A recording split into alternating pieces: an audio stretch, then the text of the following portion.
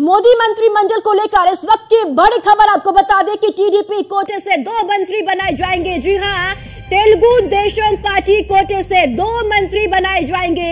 Ram Mohan Naidu cabinet मंत्री बनेंगे और चंद्रशेखर पेम्मासानी को राज्य मंत्री बनाया जाएगा। ये सूत्रों से बड़ी जानकारी आपको बता दें कि मोदी मंत्रिमंडल को लेकर इस वक्त की ये बड़ी खबर है। टीडीपी कोटे से 2 मंत्री बनाए जाएंगे, सूत्रों से ये जानकारी मिल रही है। पहला नाम राम मोहन नायडू कैबिनेट मंत्री बनाए जाएंगे और चंद्रशेखर पेम्मासानी को भी मंत्रिमंडल में शामिल किया जा सकता है। इन्हें राज्य मंत्री बनाया जाएगा, सूत्रों से यह बड़ी जानकारी मिल रही है। तो लगातार ये जानकारी मिल रही थी कि टीडीपी से भी कई सांसदों को मंत्री बनाया जा सकता है और अब ये जानकारी सूत्रों से मिल रही है कि टीडीपी कोटे से 2 मंत्री बनाए जाएंगे। जी हां, तेलुगु देशम पार्टी से 2 मंत्री बनाए जा सकते हैं, जिनमें नाम पहला राम मोहन नायडू का है और दूसरा चंद्रशेखर पेम्मासानी को राज्य मंत्री बनाया जाएगा। और चलिए ज्यादा जानकारी के साथ हमारे संवाददाता पीयूष तिवारी हमारे साथ जुड़ चुके हैं। पीयूष, तेलुगु देशम पार्टी कोटे से भी 2 मंत्री बनाए जा सकते हैं, सूत्र ये कहते हैं, आपके पास क्या जानकारी?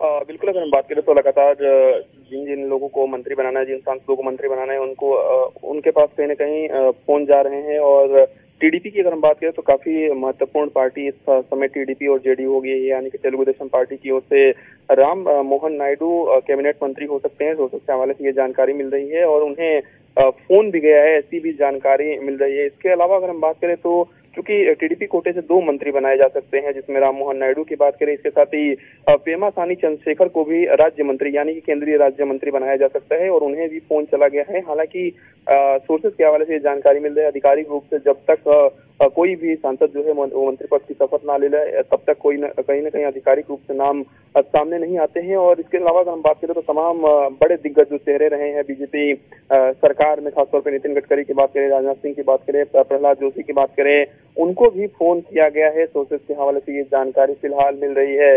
इसके अलावा बिहार के जो पूर्व मुख्यमंत्री हैं जीतन राम मांझी, वो भी कैबिनेट में मंत्री बनेंगे। अर्जुन राम मेघवाल की बात करें, चिराग पासवान की बात करें, सर्बानंद सोनोवाल की बात करें, राम मोहन नायडू की बात करें, पी चंद्रशेखर की बात करें, इसके साथ ही रामनाथ ठाकुर की बात करें, एचडी कुमारस्वामी की बात करें, वो भी मंत्रिमंडल में शामिल होंगे, ऐसा सोर्सेस की वजह से जानकारी मिल रही है।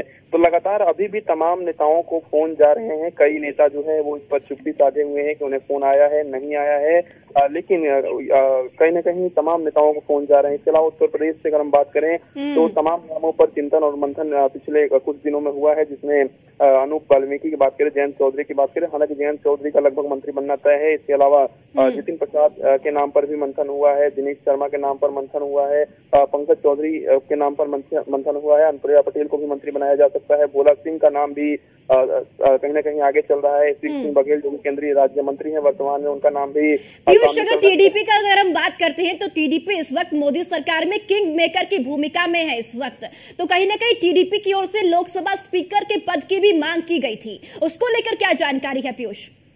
देखिए, अगर हम बात करें तो लगातार इसको लेकर चर्चाएं हुई हैं और यही कारण है कि भारतीय जनता पार्टी की आला कमान ने एक के बाद एक कई महत्वपूर्ण बैठकें पिछले 2 से 3 दिनों में की है। तो इस बात को लेकर भी कहीं न कहीं चिंतन और मंथन हुआ होगा और लगभग ये तय है कि संभवतः टीडीपी की ओर से ही लोकसभा स्पीकर चुना जाएगा, यानी कि उनके कोटे से ही लोकसभा स्पीकर चुना जाएगा। हालांकि अब देखने वाली बात होगी कि किसे एनडीए के जो नेता हैं वो किसे लोकसभा स्पीकर चुनते हैं या किसके नाम पर सहमति बनती है। फिलहाल एक बात स्पष्ट है कि लोकसभा स्पीकर जो है वो टीडीपी कोटे से, यानी कि टीडीपी कोटे से हो सकते हैं, टीडीपी की ओर से हो सकते हैं, ऐसी जानकारी सोर्सेस के हवाले से मिल रही है।